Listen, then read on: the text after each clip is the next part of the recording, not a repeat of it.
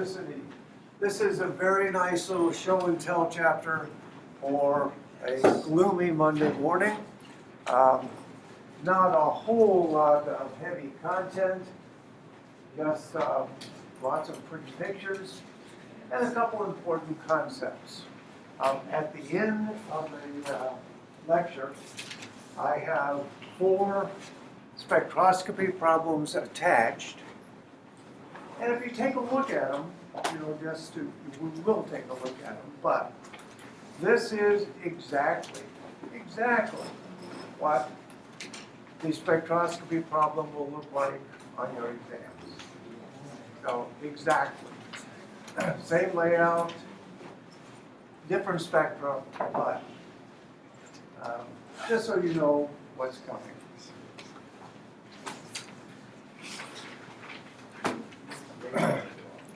All right, benzene. Benzene has always been a problem, or was a problem, real problem in organic chemistry. It was known to be C6H6. That's 4 degrees of unsaturation. It only makes sense that it will have double bonds in it, but the reactivity of benzene was just not like any alkene whatsoever. We know we can add halogen acids to an alkene. They will add right away, no problem, fast reaction. Same thing with halogens. You can reduce it with hydrogen and platinum, but instead of a fast reaction like you would get with a typical alkene, it's very, very slow. When you do the reduction, you actually wind up with cyclohexane. Now, that makes you think here that, yeah, whatever benzene is, it certainly must be directly related. But the reactivity just wasn't there. You could do this very quantitatively also. When you do a reduction with hydrogen and platinum, you can actually measure the heat released on the reaction. A typical alkene will be roughly 25 to 30 kilocalories per mole. So if we take cyclohexene and go to cyclohexane, again it's about 28 kilocalories per mole. If we do 1,3-cyclohexadiene and take it all the way down to cyclohexane, we have 2 double bonds, and it's twice as much energy. We would predict that benzene, if benzene really was cyclohexatriene, that it should be about 86 or so. In fact, it's not. It's about 50. We're missing 36 kilocalories per mole. So another way to say that is that benzene is more stable than you would expect it to be. So it doesn't undergo typical alkene reactions. It is way off in terms of its speed of hydrogenation. There's something very peculiar about benzene. Now the chemists at the time were very inventive people, and they addressed this problem by suggesting a whole bunch of different structures. Probably notable ones. This guy is called Dewar benzene.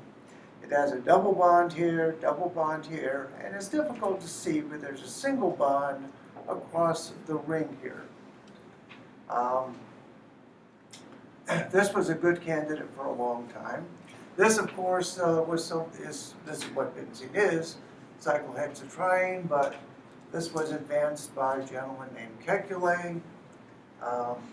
Some of these are just really interesting molecules. This is Ladybird benzene, also called prismane. So there are no double bonds here. It's simply 2 three-membered rings fused up and down and whatever. Looks like a prism. Are those real chemicals though? Oh yeah. Yeah, they've all been made. They all really exist. Now, back in those days, they didn't have nice X-ray diffraction like we do now. And so they had to rely on simple chemical methods to try to figure out what was what. Let's just look at two of them. This is regulate benzene and Ladybird. So again, here's our prismane.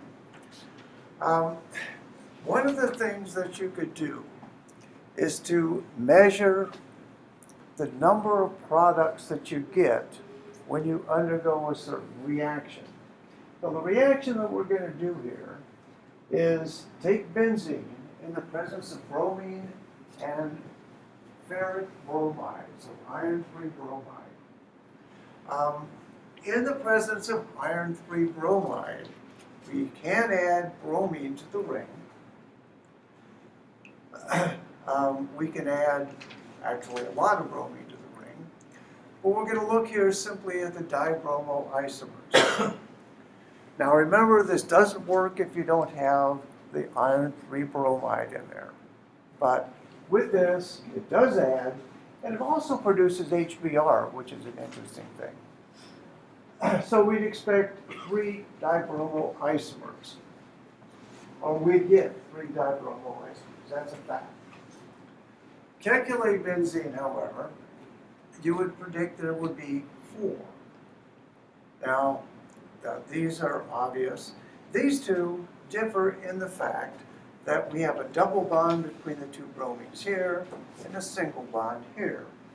Now they knew that there were differences in double and single bonds, and basically this should be a short bond, this should be a, quote, longer bond. So there should be 4 distinct isomers. This was bad news for Kekulé. Ladybird was just really happy because you get 3 possible Ladybird isomers if you do the dibromination. Well, this was very troubling to Kekulé, and apparently he was sitting by the fire one evening drinking scotch. This is actually published in a scientific journal. And he fell asleep. And in this dream that he had, there was a snake, and it was taunting him. And the snake suddenly grabbed its tail and started spinning in front of him. And he woke up and said, "Well, I've got it." But yeah, we should have 2 different isomers here, but according to him anyway, they were just in very fast equilibrium. Because they were in equilibrium, all you have to do is switch the bonds here. You go from one to the other, and if you do that very, very fast, the 2 would be identical. Well, today we know, of course, that benzene really is, or can be formalized as cyclohexatriene, but of course he was wrong. It's not an equilibrium, that these are simply resonance forms of each other. Because they're resonance forms, again, we can formalize it by showing our arrows flip, but we realize that it is neither of these, and that it is a hybrid between the 2. Because of that, benzene is quite often drawn with a circle in the middle instead of the individual bonds, and this simply tells everyone that we know that it's not cyclohexatriene, but in fact it's a resonance hybrid of the 2 limiting cyclohexatrienes. Now way back in 234, we talked a little bit about bonding. The bonding in benzene looks something like this. Each of these are sp² carbons. And because of that, they each have an extra p orbital, which is orthogonal or at right angles to the plane. So we've got these electrons above and below the plane. All of these p orbitals overlap, and when they overlap, they form a cloud. This is the electrostatic potential map of benzene, And you can see right away where the little circle comes from, right? It's just a beautiful example of how we can get orbital overlap. And this, we will see, gives it additional stability, which explains some of the reactions that we'll do. There are lots and lots of substituted benzenes. These are very important compounds. Benzene itself, methylbenzene, is called toluene. This is actually an official IUPAC name. When you have more than one substituent, you can use numbers. So this would be 1,3-dimethylbenzene, or you can name it as a derivative of toluene.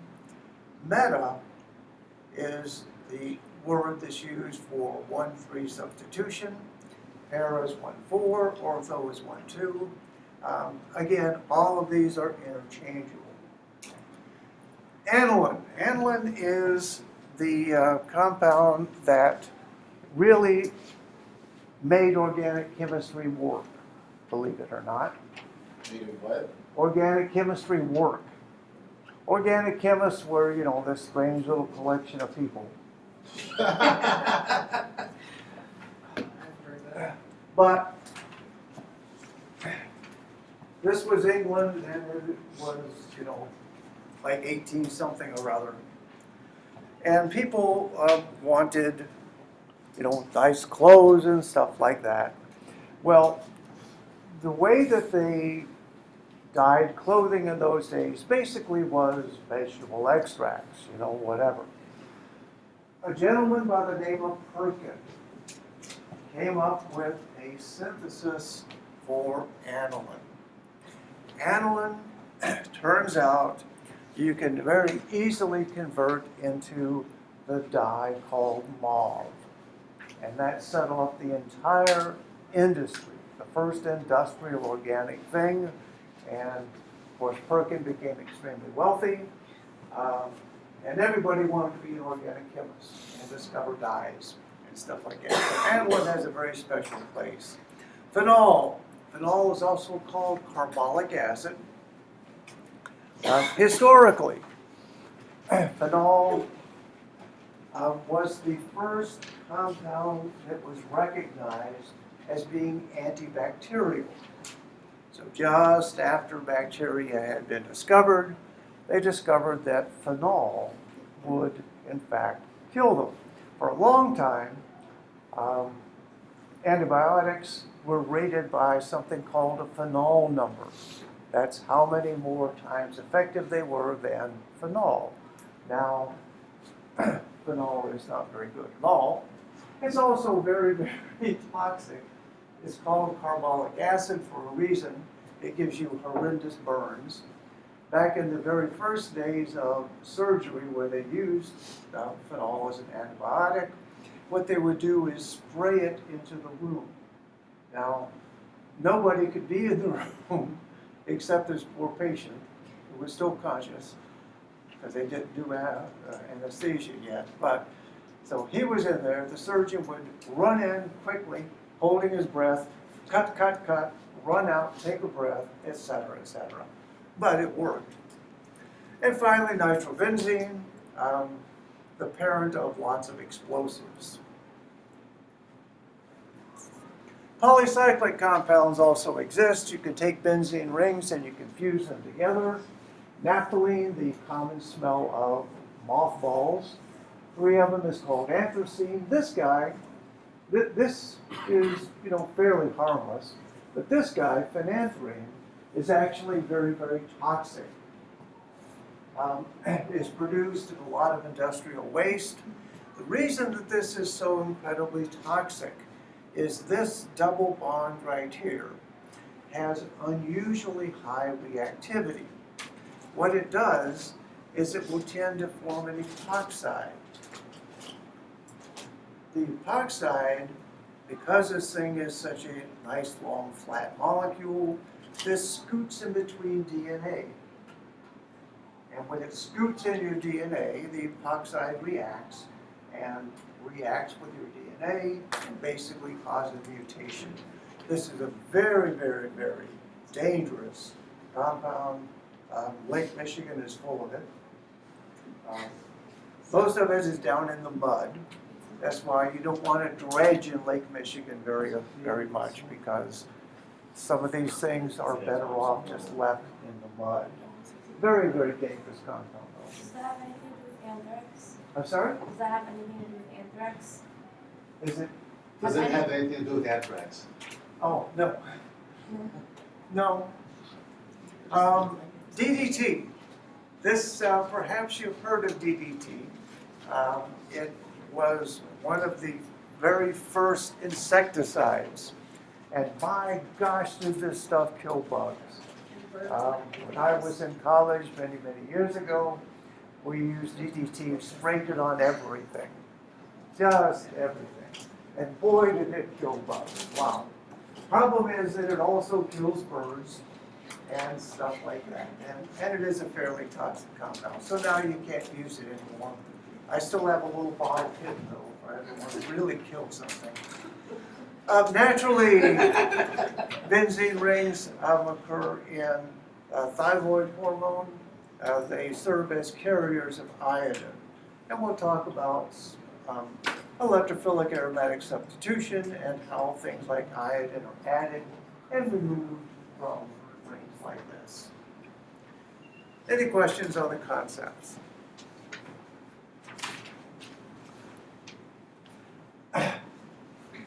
Like I said, when you name benzene compounds, there are basically two ways to do it. You're going to start off with benzene as your parent, and then simply describe the thing that's attached. Now, again, benzene is a very old and very important compound, so there are lots and lots of trivial names associated with it. But this would be bromobenzene, ethylbenzene, and we've already seen toluene. You can call it methylbenzene, but toluene is an acceptable IUPAC name also. Just like everything else, we're going to have to number. We're going to use the same rules we've always used. We want to number to get the lowest number at the first point of difference. Once again, we can number things as like 1,2. This is 1,2-dibromobenzene, also called ortho. Two substituents next to each other are ortho.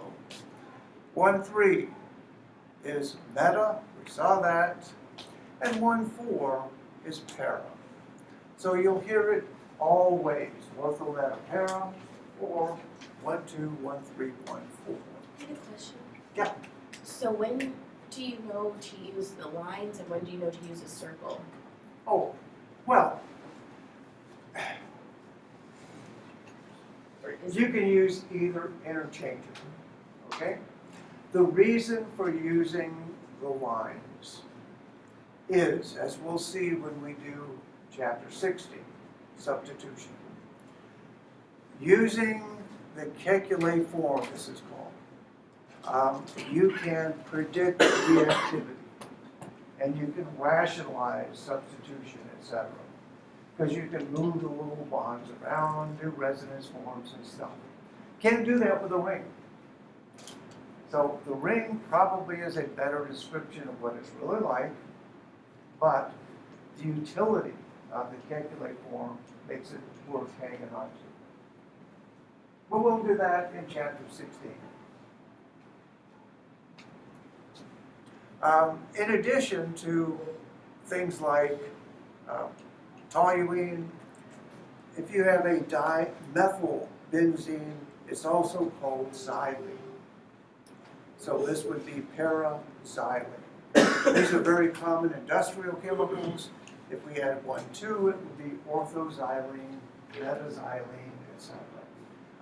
Again, you'll hear all these names all different ways. Number, lowest sequence.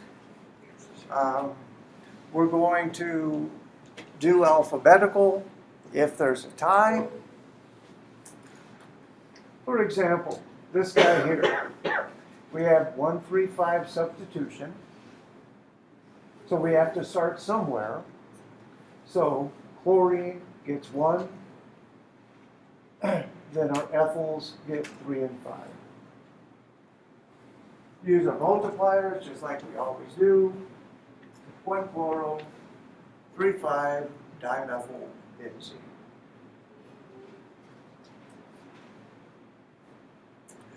We also refer to a benzene ring as a phenyl substituent. You'll see this abbreviated often just as a little pH, capital P, lowercase h. That stands for phenyl. When a benzene ring is a substituent, you refer to it as a phenyl.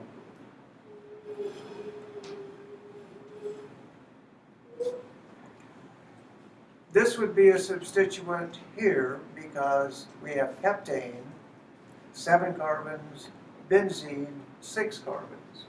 So just like for the cycloalkane, if the side chain is bigger, it becomes a pherine.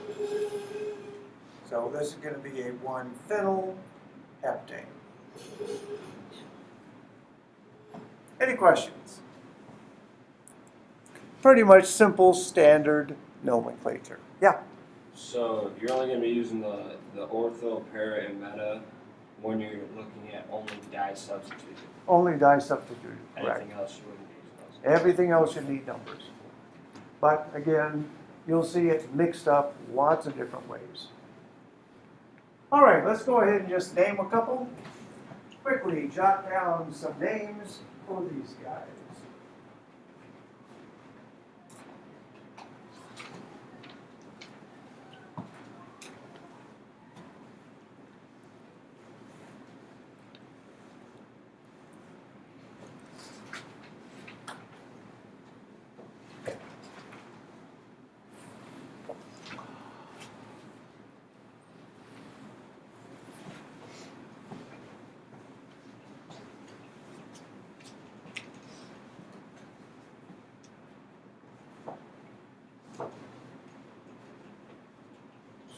So, Dr. Young, Mm-hmm. even though NO2 is larger than CH3, because alphabetically we have to go with the methyl Yep. on the bottom?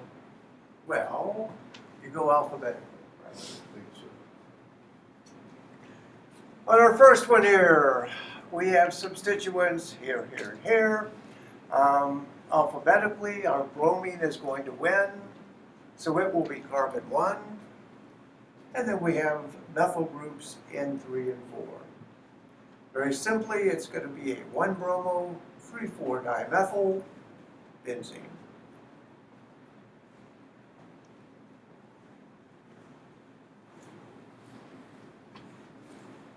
Here we could have our methyl or our fluorine as carbon 1. Isn't it lower numbering if it's 1 and 2 dimethyl, 3 bromo, or sorry, 4 bromo? 1, 2. You're right, that would be a lower number sequence. This is the name that came up though. I'll check that though. Good point. 1 chloro here, which makes our methyl group at carbon 3. 1 chloro, 3 methyl benzene.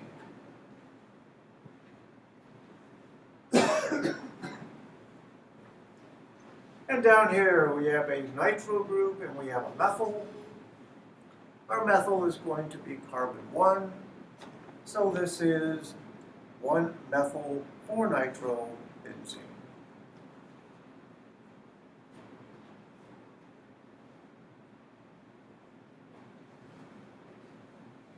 Now these guys that have methyl groups, we can also name as derivatives of toluene.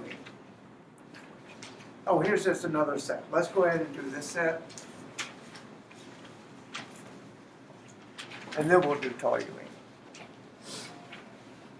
So we don't have to, right? Do we have to though? Yeah. Well, no, you can do it either way. Okay. I'm gonna stay with the other one.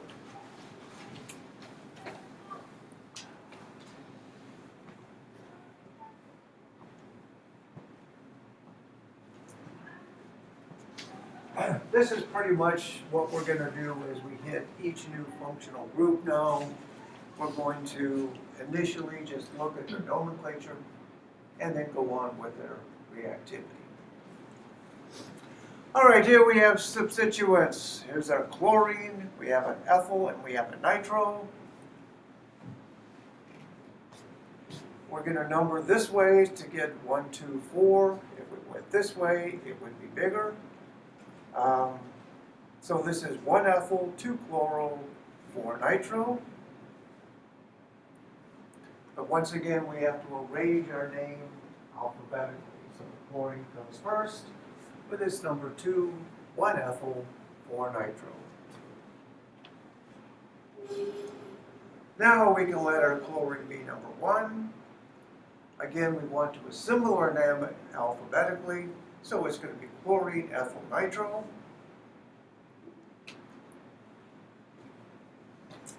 And down here, our lowest number sequence is going to be given by starting here with our nitro group. Again, we're going to put them alphabetically though. 4 chloro, 2 ethyl, 1 nitro.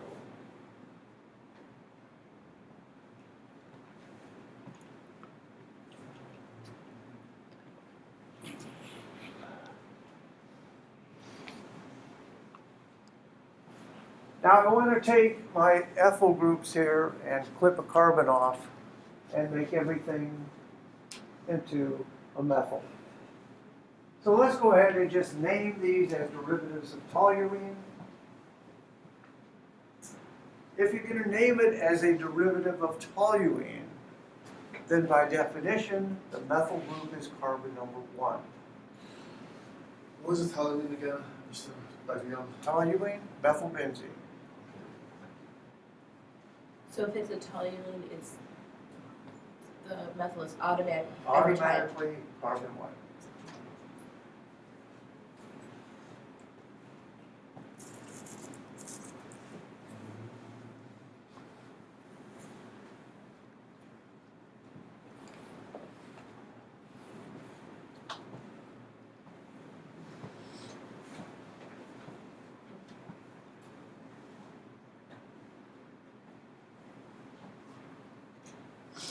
Well, if our methyl group is carbon number 1, then we're going to have a chlorine here in carbon 2, and a nitro down here in 4.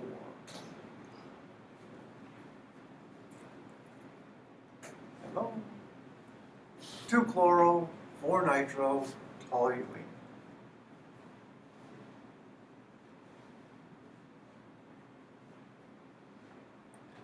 Over here, our chlorine is also going to be carbon 1. So this is going to be a 2 chloro, 5 nitro toluene.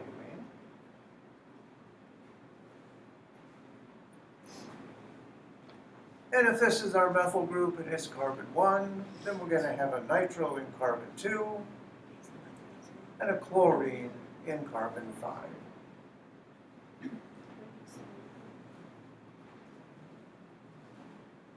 Just remember, carbon 1 is always the methyl group if you're using toluene as your name.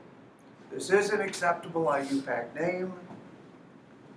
I will sometimes slip and call things toluene instead of methylbenzene, but in terms of doing real nomenclature, using numbering is probably better.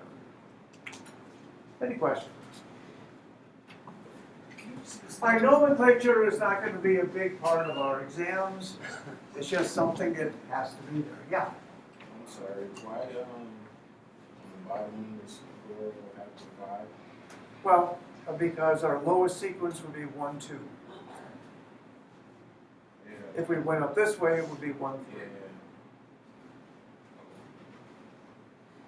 Yeah. All right, just for so- the Dr. Young, just for the naming, just for the naming, we put the molecule first in alphabetically. For the sequencing, though, we go to the lowest substituents. Right. All right. We can explain the reactivity of benzene, or rationalize it anyway, based on the fact that it really is not cyclohexatriene, but it's these two things that are in resonance. With our little circle in the middle, it's not really an alkene, is it? So that's why it doesn't do simple alkene reactions. But the resonance description doesn't really explain why benzene is so stable. This has to do with the concept of aromaticity. Now, aromaticity has nothing to do with how it smells. It's simply a descriptive word for what's known as the 4n+2 rule. The observation is, if you have a conjugated pi system and it contains 4n+2 electrons, that this will have unusual stability. This stability, this is Puckle's rule. He's the chemist that came up with the notion. If we have a conjugated pi system in a ring, has to be in a ring, the ring must be planar, and you must have 4n+2 pi electrons. If you meet all of those criteria, the molecule will be very, very stable and will have this property that we refer to as aromaticity. Benzene is the parent of the aromatic compounds. So just All right, so let's look at some examples here. All of these are going to be simple conjugated systems. Here we have two double bonds in a cyclobutadiene. Again, you can draw two resonance forms just like you can for benzene. Benzene itself, this is cyclooctatetraene. Again, we can move our electrons all around. We've seen tropylium before. Tropylium, we have a 7-membered ring, fun to draw. And we have positive charge, and we can move the electrons all the way around the ring. Yeah. Can't that also be drawn with the circle and letter? I'm sorry? That could also be drawn with the circle. Well, and letter. we'll see. Okay. And this is cyclopentadienyl anion. Two double bonds, pair of electrons. Again, you can move these electrons in and around to make it a conjugated system. So let's look at these guys one at a time. Start here with cyclobutadiene. If we look at this compound, so this is a dimethyl cyclobutadiene. Once again, we could draw resonance forms, and we could question whether or not this would be aromatic. However, there are two double bonds, so 4 pi electrons. 4 pi electrons is not a Huckel number. Okay, it is not a Huckel number. Remember, that's 4n+2. If n is 1, that's 6 pi electrons. 4 doesn't cut it. This guy is not only not aromatic, it's also called anti-aromatic, which means that instead of being stable, it's extremely reactive. Extremely reactive. If you do electrostatic potential map of this thing, you see there is no continuous overlap from these double bonds. They are simply isolated double bonds. Very, very reactive. In fact, for many, many years, it was thought that you could not make this stuff at all. They did figure out how to make it. Actually, they made it at like liquid nitrogen temperature and trapped it immediately using a 4+2 cycloaddition. That's how they could work backwards and say that they must have made this compound. But very, very reactive. 4 pi electrons doesn't get it. Benzene. This is our beautiful example. Again, we have 2, 4, 6 pi electrons. N is 1. This is the classic aromatic. And this is our electrostatic potential map we've seen with our little circle. We have continuous overlap for all of these, and it's very, very stable. What does N stand for? N, number of electrons. This N is an integer. And it has to be 1 in order It can be 0. This is interesting to think about. If N is 0, then the Huckel number is 2, isn't it? That's an alkene. So that's some of the stability that you have in alkenes, but it doesn't meet the other criteria of being in a way. So N is 1, number of electrons is 6. Cyclooctatetraene. If you draw this thing out like this, you can pretend that you could alternate your double bonds around. Unfortunately, it really doesn't look like that. It doesn't meet the criteria here because it is number 1, not planar. It's in fact buckled up like a basket. And it is 2, 4, 6, 8. 8 is not a Huckel number. If N is 2, 4 times 2 is 8, plus 2 is 10, right? So 8 is not a Huckel, 4 is not a Huckel. Electrostatic potential map here. Again, it just looks like an alkene. We have a red spot here from these 2 double bonds up here, another red spot from the 2 double bonds on the bottom, but we don't have overlap.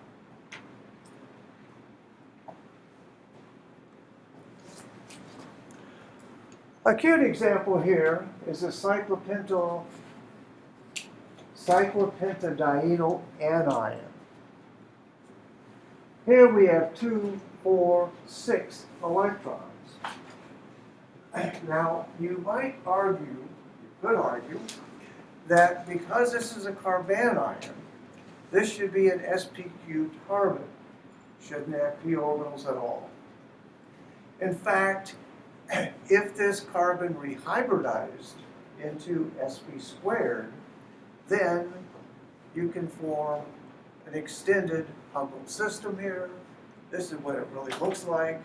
And again, this looks like a 5-membered benzene, doesn't it? So energetically, much more favorable just to let this rehybridize into sp², and that gives us 6 pi electrons. On the cation side, our tropylium cation. Again, remember, we can take and move this positive charge to all 7 carbons. 6 pi electrons, gorgeous example of stability. Tropylium is the most stable carbocation that is known. You can actually make it and dissolve it in water, and it will not react. It is just so incredibly stable. So looking at our collection here, our cyclopenta, our this stuff. 4 pi electrons, not aromatic, actually anti-aromatic. Benzene, of course, 6 pi electrons. Cyclooctatetraene, we have 8 pi electrons, didn't make it. Cyclopentadienyl anion, we have 6. And tropylium, we also have 6. Yeah. How do you count the pi electrons? Especially for, What, these guys? yeah. Well, remember, a typical carbanion is going to be hybridized sp3. So this would not follow the rules. Huckel said it must be sp². But if this carbon undergoes rehybridization on its own, then it can pull itself flat, put those electrons in p orbitals, and boom, it's aromatic. Nature will always do the most stable thing. Any question? So on a test, would you want to put down, like, can rehybridize or? Well, yeah, you could.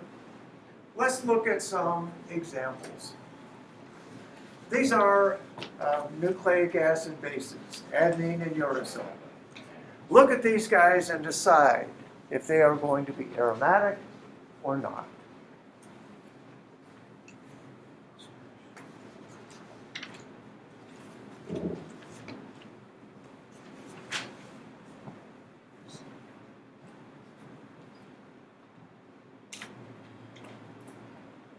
So remember, nitrogen has a lone pair of electrons, doesn't it? So each of these nitrogens, all of them, have one extra unshared pair. If we just look at the main ring here for adenine, we have 3 double bonds, and we could say 6 electrons. That sounds aromatic to me. Now this is tied onto a 5-membered ring. We have 2 electrons here, so that's 6, 7, 8. But this nitrogen has a lone pair also. Now just like the cyclopentadienyl anion, where it rehybridized, so it could be aromatic, this nitrogen will do the same thing. And that will give us 2, 4, 6, 8, 10 pi electrons. Now you might wonder about the electrons on these nitrogens here. We're going to use these guys in our aromatic system. But how about these? Remember the geometry here. These electrons are sticking out orthogonal to the ring. So our pi system is going to be coming up and down like this.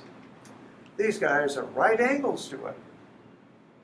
If they're at right angles, the overlap integral is 0. So these guys don't contribute at all, and we're left with 2, 4, 6, 8, 10 pi electrons. That is a Huckel number with n equal to 2.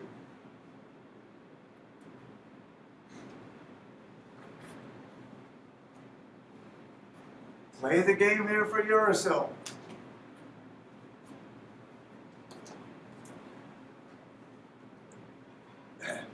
Here we have 2 electrons, but as we just saw, this guy and this guy both have an electron pair.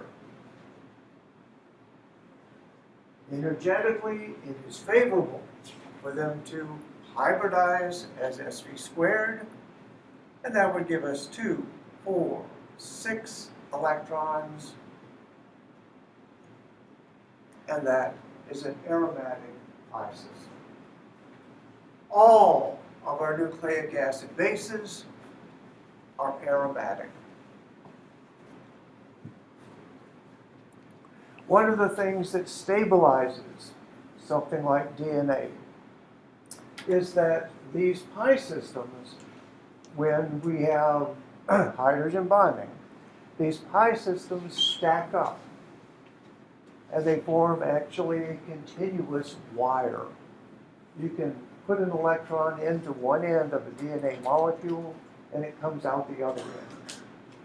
Actually interesting. This is heme.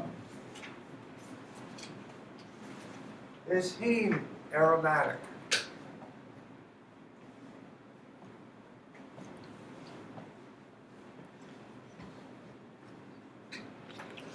Well, start counting. We have 1, 2, 3, 4, 5, 6, 7, 8, 9, 10, 11 double bonds. That's 22 electrons, right? Is that a Huckel number?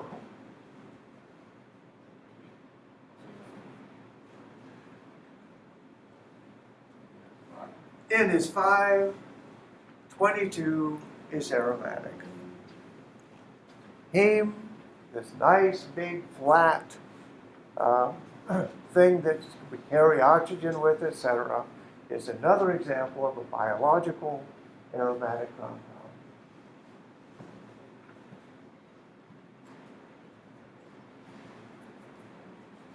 I have a question, what about the magazines? Well, these guys do have electrons on them, don't they? They simply are not counted in the pi system, except for one of them. How come you don't count? Well, because actually these electrons are donated into the iron.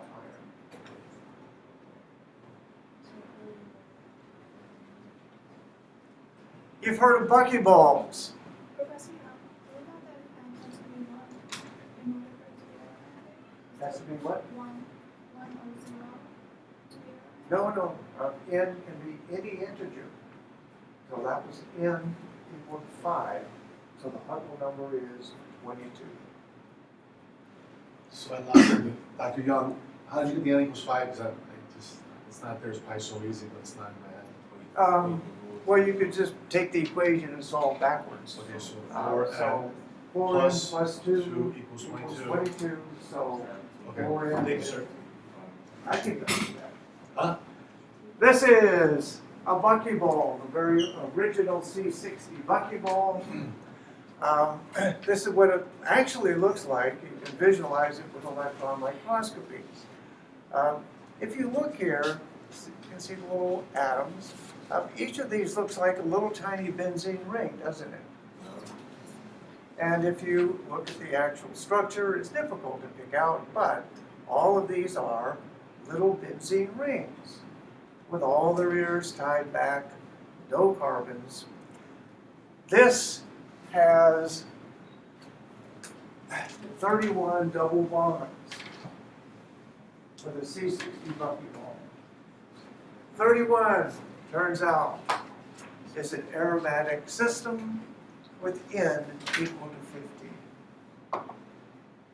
Now, this doesn't meet one of the Huckel criteria, that it must be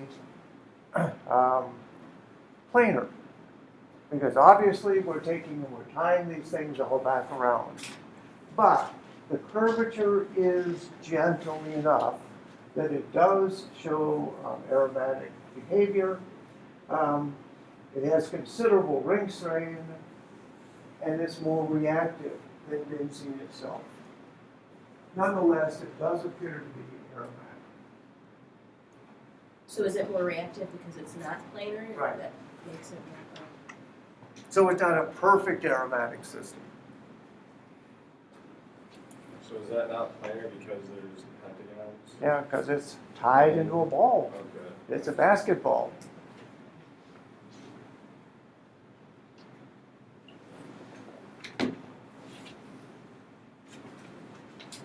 Take a look at this guy. Is this going to be aromatic or not?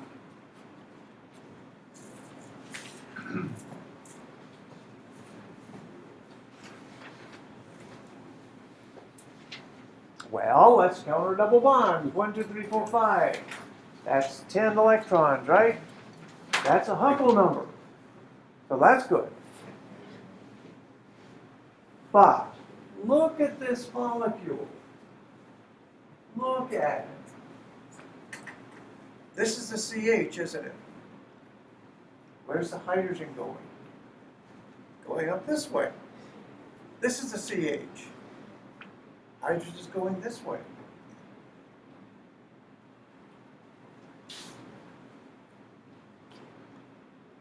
They're going to look like this.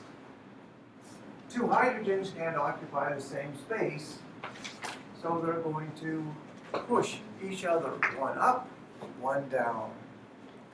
When this happens, the ring undergoes a little bit of a warp.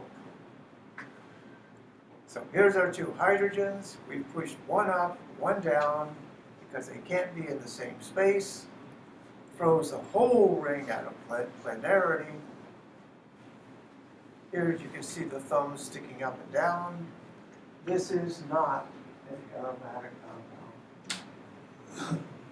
Dr. Young, besides the geometry to figure out, the Huckel number has to be above 4 when you look at electrons, Right, it has to be a Huckel number, so which is 6, 10, what would 2, we 6, 10, 14, 18. 14, yeah. he said 2 though. It's 2 not A 2 is with n equal to 0. That's an alkene, but an alkene cannot be cyclic. So it is not an aromatic compound. Finally, let's look at something called azulene. I gave this on an exam once, asking if it was aromatic or not. And then I asked them to explain why this molecule had such a very high dipole moment and why it was a deep, deep blue. Well, the deep blue comes because it has a dipole moment. Things with electrons spread out one end to the other tend to be very colored. So number 1, is it aromatic? 2, 4, 6, 8, 10. 10 is a Huckel number. Yes, it is aromatic. Now we could take azulene, just like benzene, and we can draw resonance forms. So let's go ahead and do that. Here we've moved them around. These are our 2 neutral resonance forms. Simple exercise, just like benzene. But there's another resonance form that we can draw that normally we wouldn't. That is, we can take the electrons here, move it out, and make an anion. To do that, we have to move other electrons in, which would leave this ring a cation.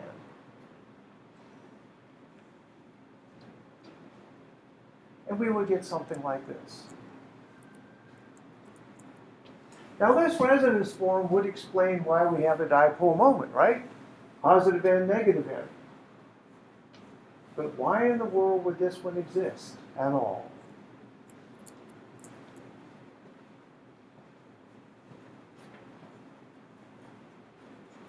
Just ignore this half. Would that be more stable? What is this? That's tropylium, isn't it?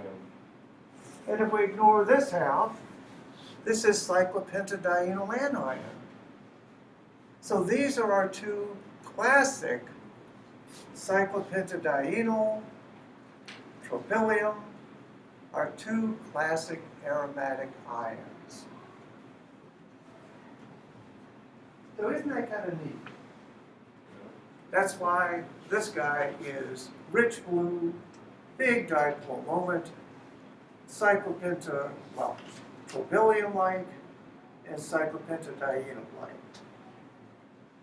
Very, very stable compound. Now we know that drawing resonance forms for this is just an approximation, that this thing really does look something like this. Partial positive on all these carbons, partial negative on all those guys. There's another word here that you might not have encountered yet. This is called a Zwitter ion. German chemist Zwitter, and defined things that were positive and negative in the same molecule as a Zwitter ion. Amino acids, classic examples of Zwitter ion. Positive nitrogen, negative carboxylate.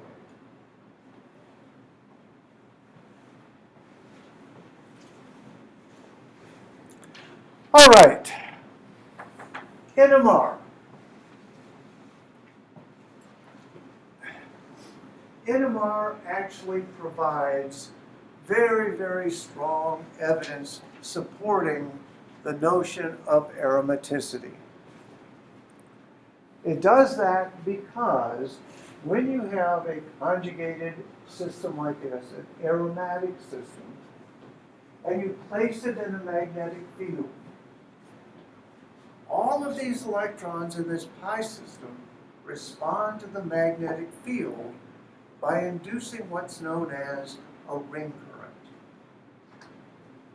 Basically, the electrons flow in a ring all the way around when this thing is in a magnetic field.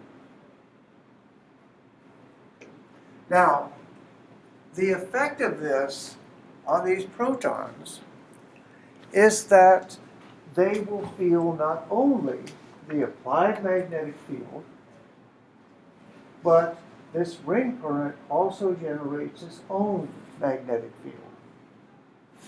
So each of these hydrogens, all the way around, all 6 of them, are going to feel this additional magnetic field from the ring current. So once we set up the ring current, the chemical shift of these guys is going to be moved way up because it's feeling a lot of additional magnetic field. That's why benzenes tend to come about 7. We've seen this is a simple alkene, cyclobutadiene. It is not aromatic. And this instead is at least calculated to come in the simple alkene region.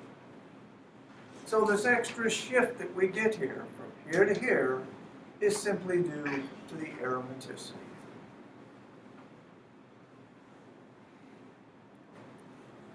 Any questions? Now there's a really neat molecule that stands as a test of this entire concept. And that's this guy, called 18-annuline. If you look at 18-annuline, this is a conjugated pi system. We have 18 pi electrons, n is equal to 4. This is aromatic. Unlike the other one we saw, there's lots of room here in the middle for these hydrogens. They fit in there very, very nicely. Therefore, this is planar. Okay, so aromatic. But I want you to note that we have 2 types of hydrogens here. We have hydrogens on the outside and hydrogens on the inside. Okay? 12 outside, 6 inside. This is what it looks like. Like I said, there's lots of room in the middle here for all of these hydrogens. It's a very nice, very cute little molecule. Now let's think what's going to happen when we put 18-annuline in an Itamar. Tip it sideways so we can see it better. We're going to do the same thing that we did with benzene. We're going to apply a magnetic field. When we do this, we're going to set off a ring current, aren't we? Now, all these guys on the outside are going to feel an enhanced field, aren't they? But these little folks on the inside, where's the field going? The field's going down, isn't it? Therefore, we predict, if this is a proper explanation for aromaticity, that we will get a typical aromatic signal for these guys, but these will be very, very shielded. These will see more magnetic field, these will see less. And the NMR looks like this.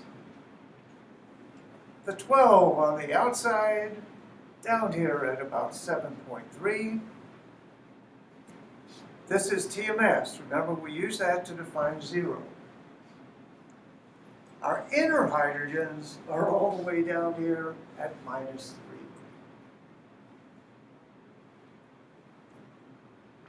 Here we have enhanced magnetic field. Here we have diminished magnetic field, all due to the ring current. Now that's kind of neat, isn't it? If you're a student of Itamar, if you go into this and study spectra very closely, anytime you have a pi system, really any pi system, you can generate a ring current. And depending upon where hydrogens and carbons are relative to that ring current, they will either be shifted this way or this way. So typical things that have, of course, benzene, a simple alkene, carbonyl, triple bond. The ring current for benzene, these have enhanced. Anything that would be in the middle here, like our 18 annuline, would be diminished. A simple double bond, these will be enhanced. That's why they're down around 5 or 6. And anything above and below would be diminished. Carbonyl, same thing. These are enhanced, diminished. An alkyne is interesting because the hydrogen attached to the triple bond is actually in the diminished part. So this is why alkyne hydrogens have very low chemical shifts. This is really useful if you have a complicated molecule, complex geometry. You can look at the actual chemical shifts, say from something with a carbonyl or a double bond. If your substituent you're looking at is in the system here, this would be diminished. Same thing there. If it was out on this side, geometrically, it will be enhanced. So you can use this for a very fine analysis of NMR to get structural information. Any questions? All right, we'll do, again, simple analysis for our NMR, but understand that there are very complex ways you can analyze spectrum, whatever. All right, the last section of the chapter here. Simple reactions of substituted benzenes. Here we're not going to do substitution on the ring. We can save that for chapter 16. What we're doing here is simple reactions of the side chains. There are only 2 or 3 that we have to worry about. They work very well. We're going to do some of those in lab on Wednesday. Now, we're either going to do lab 19.1 or 19.2. I prefer to do 19.2. But Mary needs to check to see if we have the chemicals. So we'll do one or the other. This one is a very simple reaction.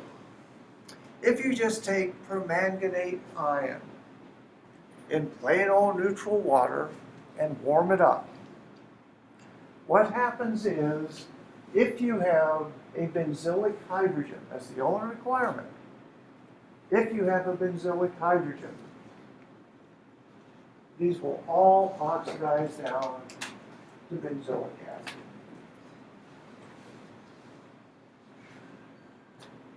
In wastewater treatment, let's say you have a chemical factory or something, right? And you're spitting out stuff. What you do is run it over, usually a column of some sort, with permanganate, warm it up a bit, benzoic acid comes out the other end. Benzoic acid is not toxic at all, very easily metabolized nicely water soluble. None of these would be water soluble. Because they're not water soluble, they tend to accumulate in your liver and stuff. Not a good place to. So, the reaction very simply, aqueous permanganate, anytime you have a benzylic hydrogen, it's oxidized all the way down to benzoic acid.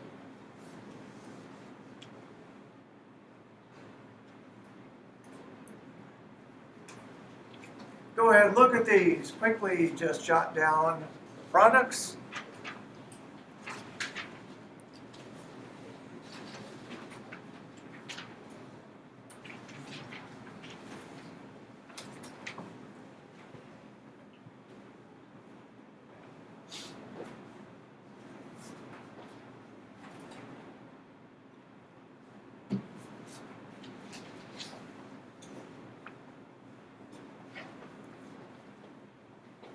We're starting here with 1,4-dimethylbenzene, right?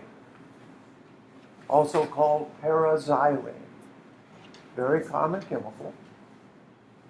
If we oxidize this with permanganate, we wind up with what's called phthalic acid. 1,4-benzene dicarboxylate.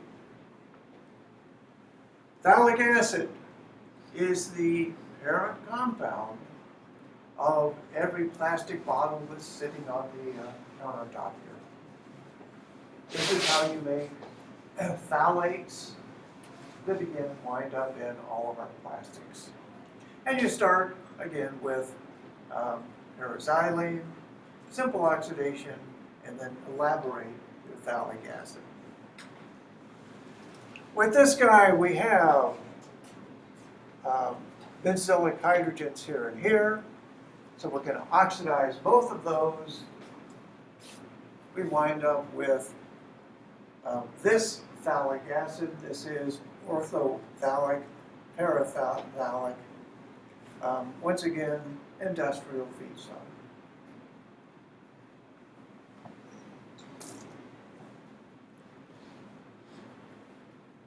Now, in addition to permanganate, you can also do this with chromate.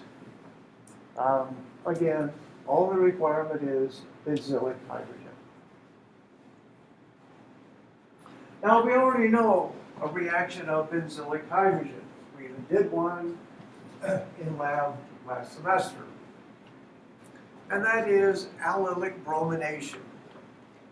Again, we're simply going to use N-bromosuccinimide and carbonate. Need a radical initiator, basically you shine a light on it. And what you're going to do is simply brominate in the allylic position. Allylic position, that's the same thing as benzylic.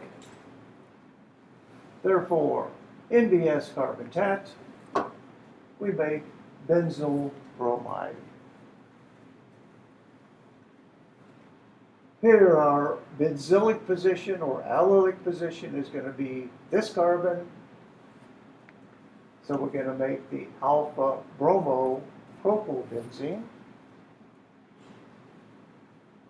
Quite often we will use Greek letters to denote the position of substitution. So this would be alpha carbon, beta, and gamma. So alpha bromo propylbenzene. And finally, we have one benzylic hydrogen hiding here. We can brominate it and make this guy. So, what you just said right now, should we jot that down? Alpha, bromo. We'll use the Greek letters a lot when we get to conjugated systems. We will call them alpha beta unsaturated ketones. That was a preamble. Yeah, so this is just an introduction to it. So alpha beta, alpha is carbon 1, beta carbon 2, etc. Did you say the number position, benzene is basically benzylic? That benzylic and allylic are the same thing for benzene. And one of the really cute reactions you can do, you can take benzene or a substituted benzene and do a dissolving metal reduction. And we've seen dissolving metal reductions. We know that these are radical, that they happen stepwise. We did this with an alkyne, and remember we got a trans-alkene. Well, you can also do dissolving metal reduction on benzene, and interestingly enough, you wind up with a diene, but it's the non-conjugated diene. This is called the Birch reduction. It's an interesting way to take a benzene ring and get groups that you can do traditional reactions with. Go ahead and predict the products of these guys. The guideline that I give you here is that the Birch reduction, double bond will, so this guy will occur on carbons attached to electron donating substituents. So go ahead and jot down products for these. You said they attach to the carbon The attached carbon, if the carbon has an electron donating substituent, it will be one of the alkene carbons. Can you bring it back up on the screen,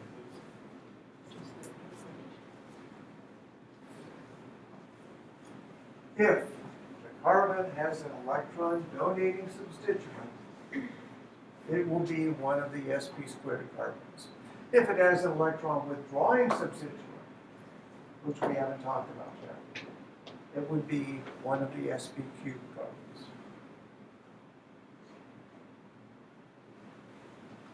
So, methyl groups are electron donating.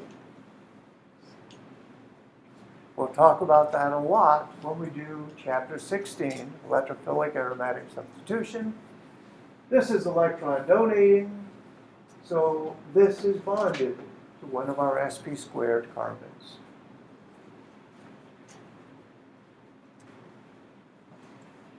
The oxygen of an ether is very electron donating. You can take the electron pair by resonance, move it into the ring. Very, very activating, we'll call that, in chapter 16. Therefore, this will wind up, again, as one of our alkene carbons.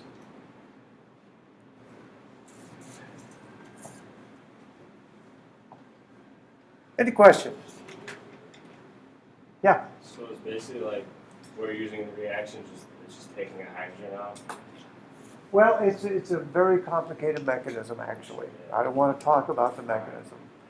It's a radical stepwise, just like the reduction of a triple bond to a transalkane. You add one hydrogen atom, form this radical intermediate, and then you add the other one to form the most stable product. Same sort of thing here, except you do it twice. All right, very quickly then, just take this and jot down products for the three reactions we've talked about.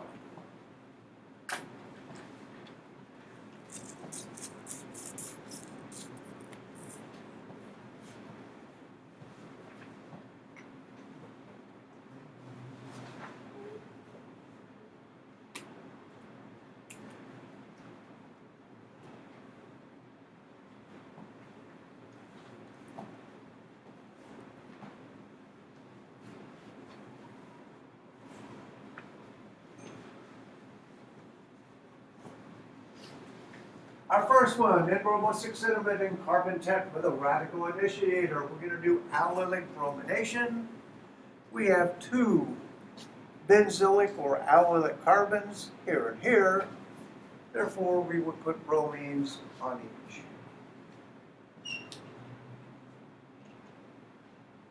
If we let this go long enough, you could actually put 4 bromines on.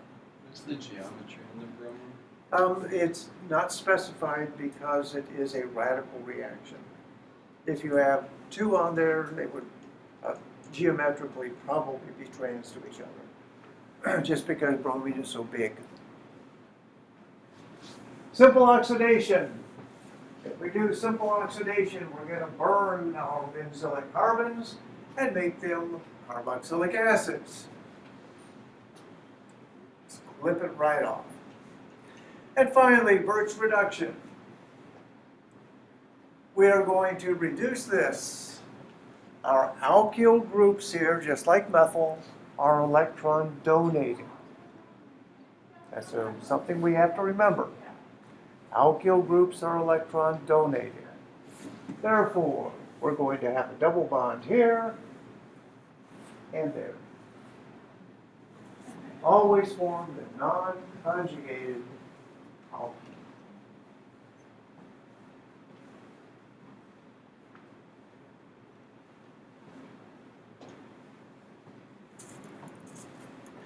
All right, now let's just pretend that it was an exam day.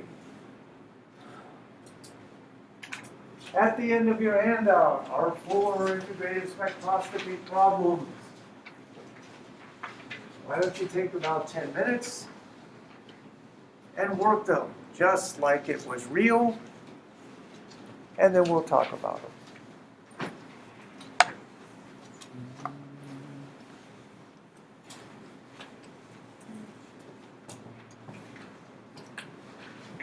And I'll go see if I can figure out what lab we're doing tomorrow. Oh, please. Put out.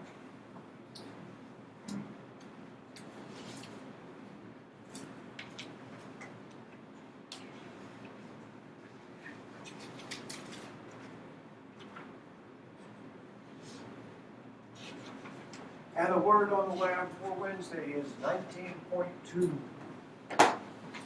Actually, forget what it's called, but it's oxidation. It is, I believe we're taking a methyl group and we are oxidizing it to a carboxylic acid. So the reaction we just talked about.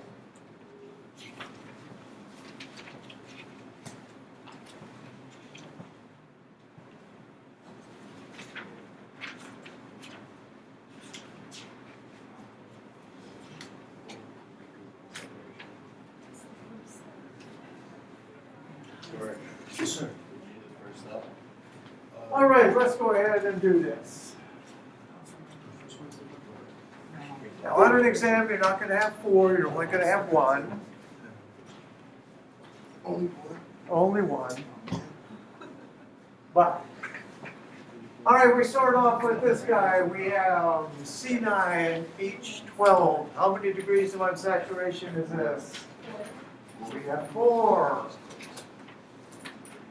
Probably going to be an arene of some sort.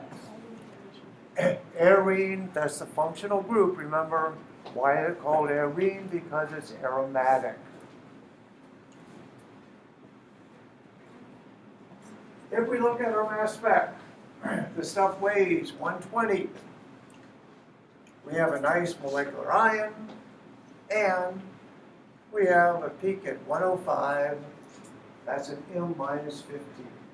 Remember, methyl weighs 15, loss of a methyl to get our base peak.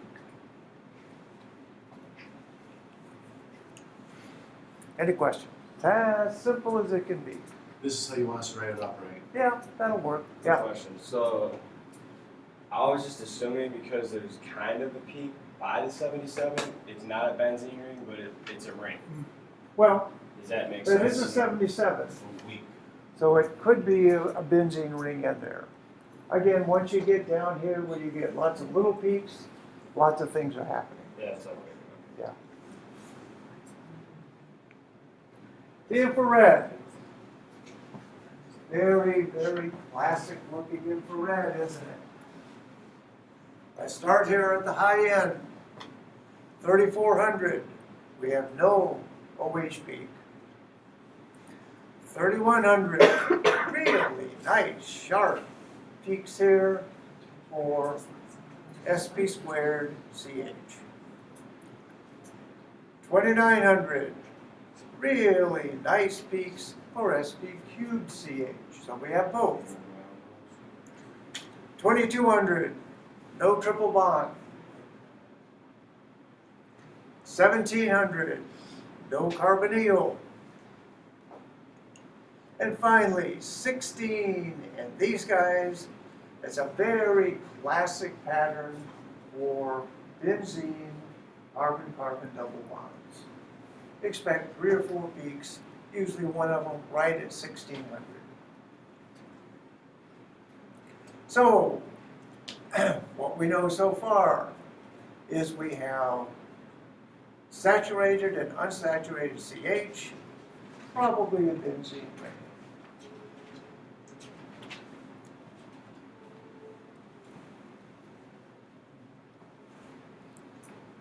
All right, the Itamar.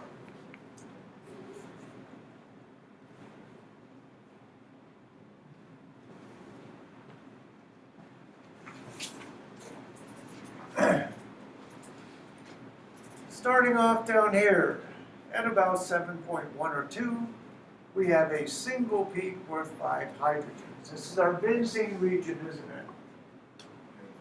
So this looks like a monosubstituted benzene. 5 hydrogens on the ring. We also have a very classic group here, don't we? We have a doublet with 6 hydrogens, and we have 1, 2, 3, 4, 5, 6, 7, a septet.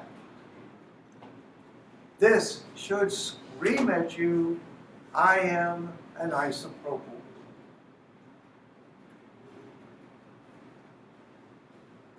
Monosubstituted benzene and an isopropyl.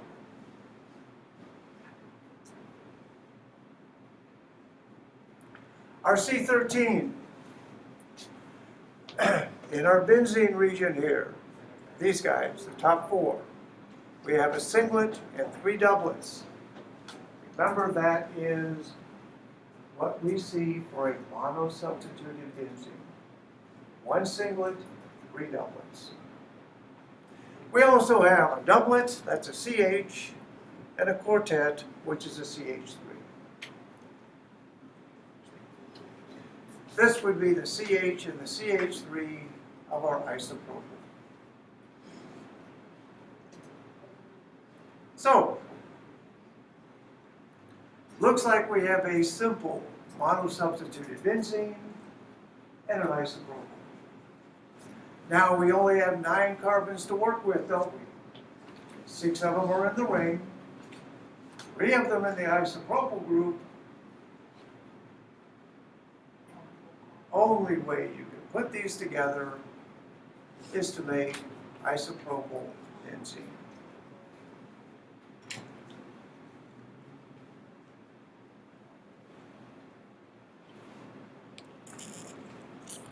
What is our base peak in the mass spec? Oh, it was in M minus 15, wasn't it? So we're going to clip off a methyl group here. Why would we do that? Because that would be a benzylic carbocation. And that just happens to weigh 105. Now, we all know that it really doesn't look like this in the mass spec, because whenever we make a benzylic carbocation, it simply rearranges to tropylium.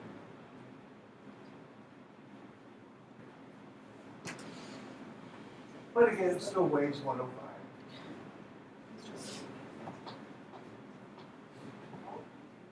Any questions? So in the final answer, do I clip that off or I keep it? It's in yellow. Thank you, I appreciate that. That makes it the final answer. All right, our next one.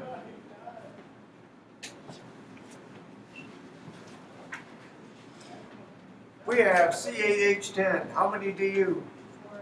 4 again. Looks like a benzene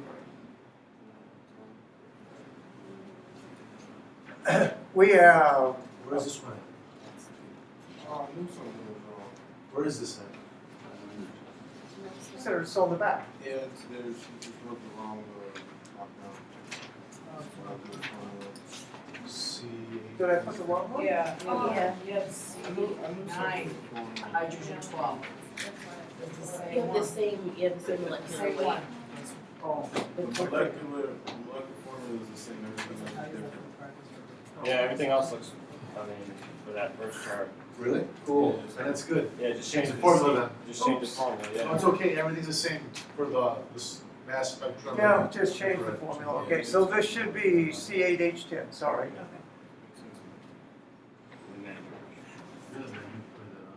Just localize it. Sorry. All right, so C8H10. 4 DUs.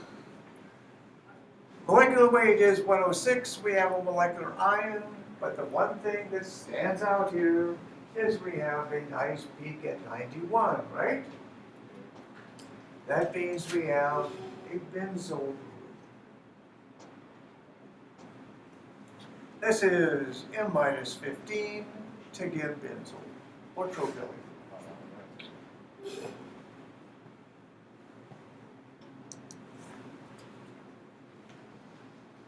Infrared, once again a very classic infrared. Start at the high end, 3400. We do not have any evidence of an OH. We have no oxygen, so that's not surprising. 3100, very nice sharp peak. 2900, very nice sharp peaks. We have no triple bonds. We have no carbonyl. And once again, we have our peaks in here for a classic benzene carbon-carbon double bond.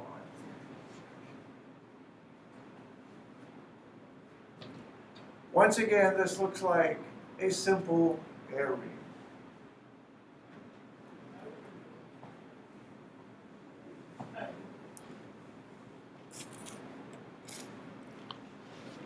Now we'll see just how simple it is by looking at the NMR.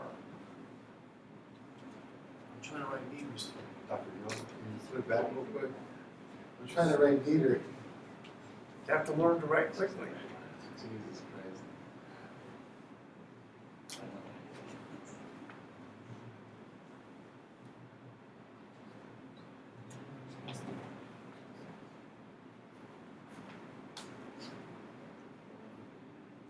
Okay, maybe some. All right, our NMR. We have a nice single peak down here at 7.1 worth 5 hydrogens. That is going to be a monosubstituted benzene, isn't it? And we have a triplet and a quartet. That screams at you ethyl group.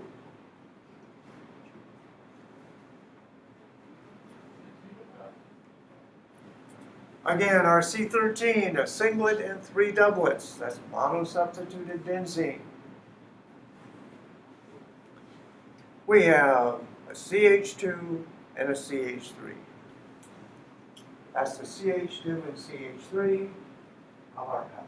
The triplet is the CH2, right? And the CH3 is the quartet at the bottom. CH2 in the proton NMR is a quartet. The CH2 is a triplet in the C13. 2 hydrogens attached. All right, so once again, as simple as it can be, we have monosub-benzene, we have an ethyl group, we know that we get a tropylium ion. When we clip off the methyl group here, this is simply ethyl benzene.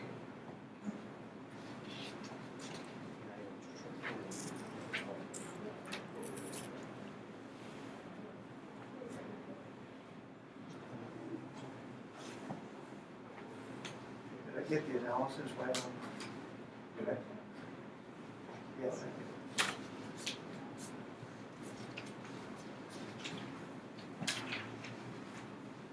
did. Any questions on this guy? As simple as they get.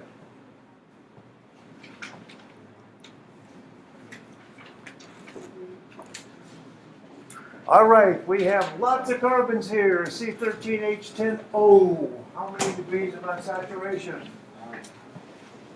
Yeah, we got a lot. We have 9 DUs in this molecule. It is definitely going to be aromatic of some sort. Molecular weight is 182. We have a nice 182. So that's our molecular ion. Our base peak is down here at 105. If you do the mental math here, 182 minus 105 is what? 77. What's a benzene ring weigh with all the hydrogens attached? 78, right? So we've lost the benzene ring without its hydrogen. 77, benzene ring, no hydrogen.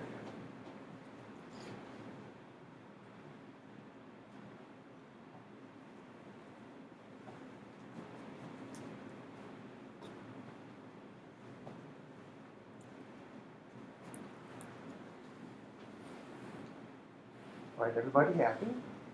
Also, one hydrogen. Yep, well, this is just a fragment we clicked off. This weighs 77. One of our standard fragments. Infrared.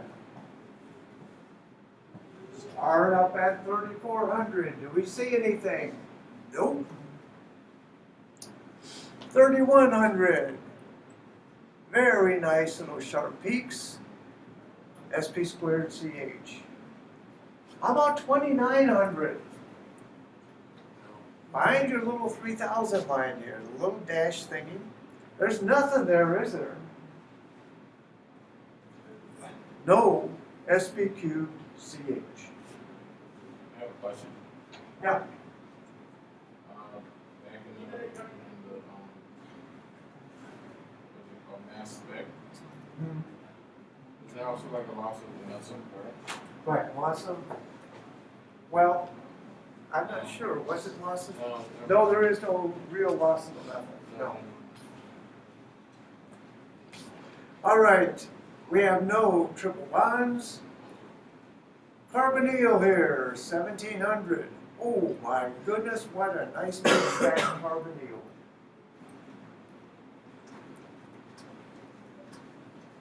Down here, 1600. We have 3 peaks once again, would be consistent with arene carbon-carbon stretching.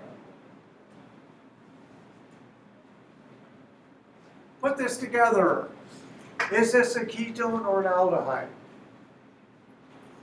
You know that right now.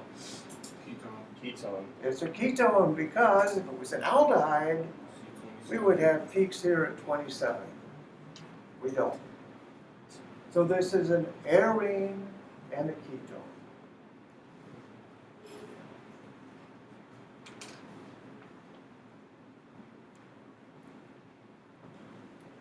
Now usually when we look at the proton Itamar, everybody looks and says, oh, I got it figured out, I know what it is. Well, this is an exception. Proton Itamar here is just horrendously ugly. Now they're all in the benzene region, so they're all benzene hydrogens, but that's all you know. Is that called a multiplet? Yep, called a multiplet or a mesoplet, whichever you come.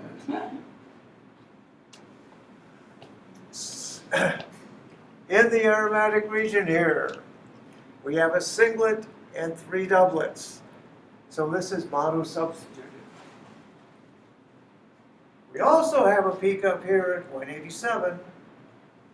That's what we expect because we have a ketone. So our C13 tells us ketone carbonyl, monosub benzene.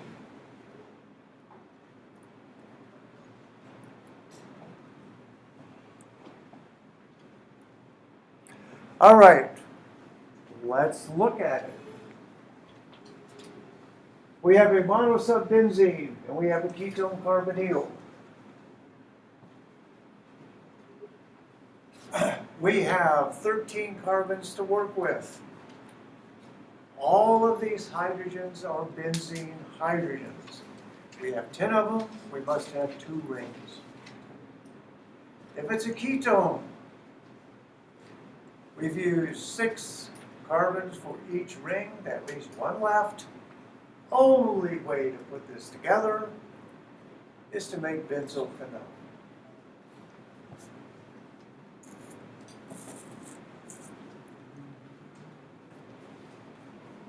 All of the hydrogens are benzene, both are monosubstituted, and it's a ketone.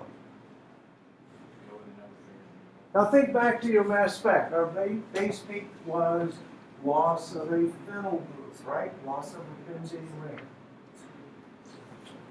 If we clip the benzene ring off here, we get this acylium ion, don't we? Which weighs 105.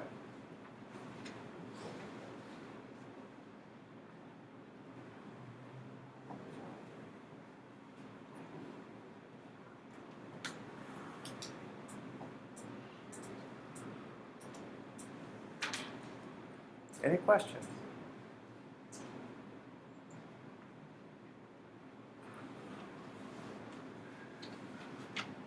And the last one for today.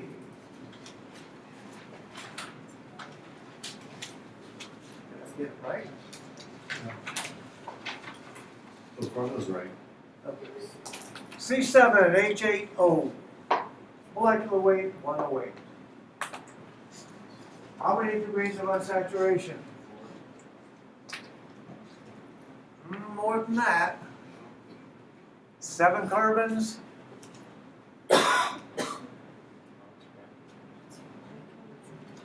No, maybe it is only 4. Okay, I take it back.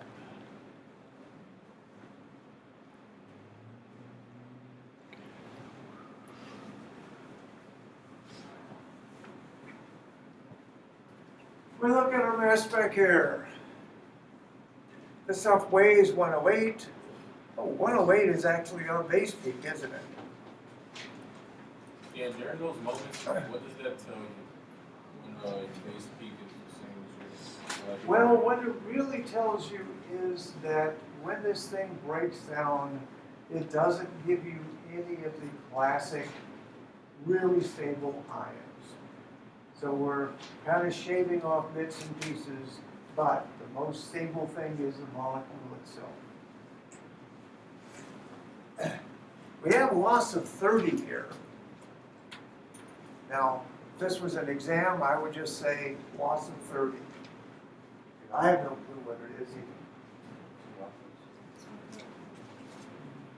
either. Okay?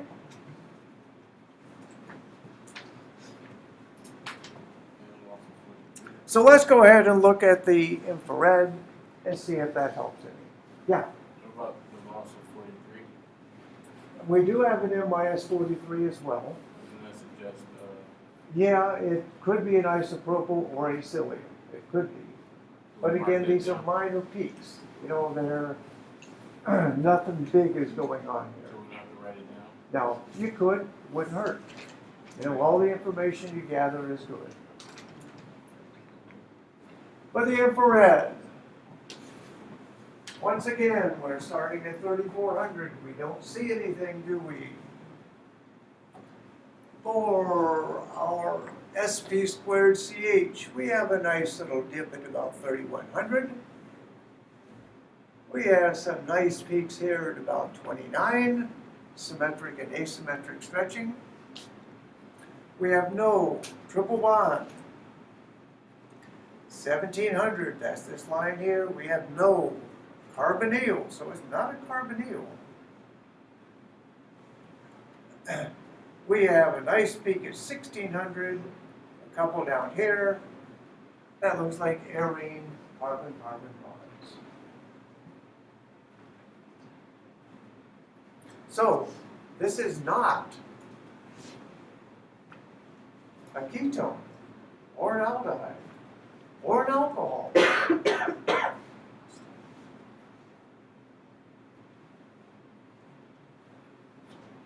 So we're really confused now, right? Let's look at the Itamar. Any question before I push the magic button?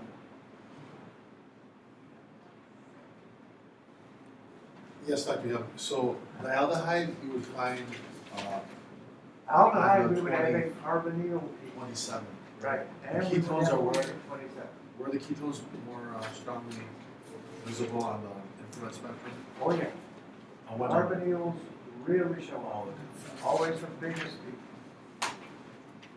All right. We have two groups in our proton NMR. We have 5 hydrogens in our benzene region. They're a mess, but we have 5. And we have a nice single 3. If we look here, we have 4 peaks in our aromatic region in the C13, a singlet and 3 doublets. Now that's going to tell us we have a monosub benzene. Once again, this is split up badly. It's 5 hydrogens. We would say monosub benzene. This methyl group is on a carbon with no hydrogens next to it. So there's nothing next to it.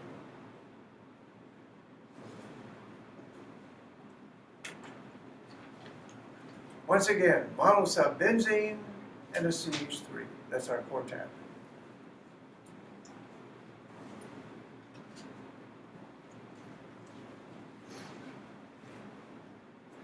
All right.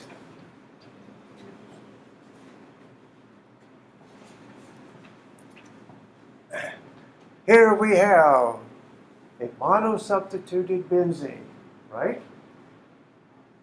We have a methyl group. The methyl group is not attached to the ring.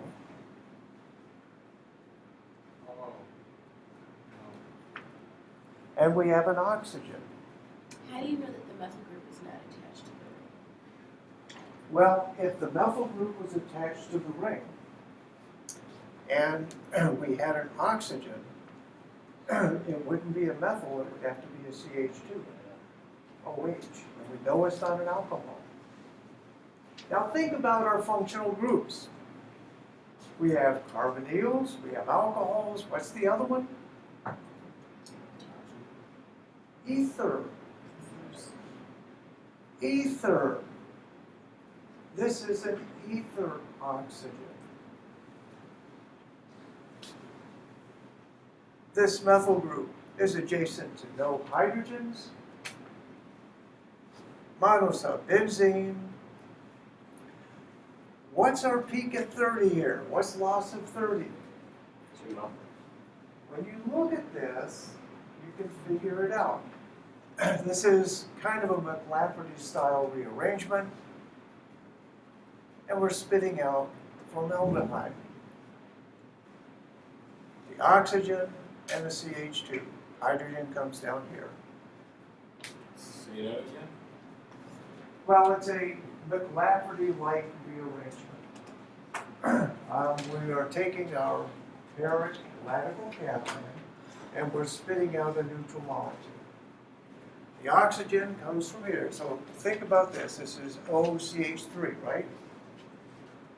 Yeah. We take hydrogen from here, move it to the ring, and we're left with CH2O. Formaldehyde. Now, would I expect you to do this on the exam? Of course not. I had to think about it. Not an alcohol, not a carbonyl, got an oxygen, got to be an ether. Okay? All right. Once again, on Wednesday,